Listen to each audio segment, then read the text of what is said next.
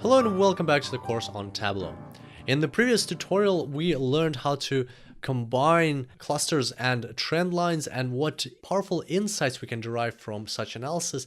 And I hope that you had a chance to play around with that and really let that knowledge sink in, because indeed it is a very powerful tool that now you have in your arsenal, and it's just going to be very satisfying when you find situations in your analytics when you'll be able to apply this kind of approach or something similar. And today we're going to talk about saving these clusters. So now I have these clusters. How do I actually save them to perform further analytics with them on other sheets, for example? So if I want to create a new sheet, how do I carry those clusters onto this sheet as well? Well, one way, of course, would be to recreate the clusters again and in our new visualization, but creating the clusters every time is going to be quite tedious. So there's a faster way. All we have to do is take clusters from here, hold down Control and drag them into dimensions. And so what that creates is it creates a group. Once again, I know we haven't spoken about groups. For now, it's just a convenient tool for us to have. You can always learn more about groups if you decide to check out the advanced course, but otherwise, let's just right click and rename this group and we'll call it clusters, or let's just call it our clusters, just so that we remember that we created this group ourselves. And if we go to sheet 6, let's see how we can use this group.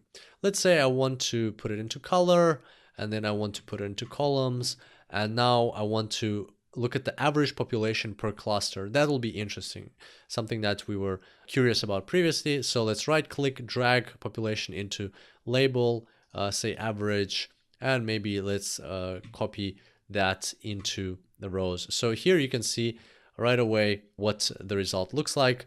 The blue cluster indeed has the highest average population, orange has medium, and red has the lowest average population. So that's how quickly we can move our clusters to different sheets. It's a very easy and handy way to save them as groups like that. And another example would be if we plot our cities, or let's plot our state on the map and then expand it to cities. And here, if we want to quickly see which cities are from where, we can just take our clusters and put them into color. And there we go. Right away, we can see how these cities, where they are located. And you can see like there's a cluster of blue cities over there. Then the blue cities are quite dispersed over here. At the same time, in these areas, you mostly have orange and red. So we can increase the size further, or we can connect the size to something else. For example, we can put revenue on size and add some transparency.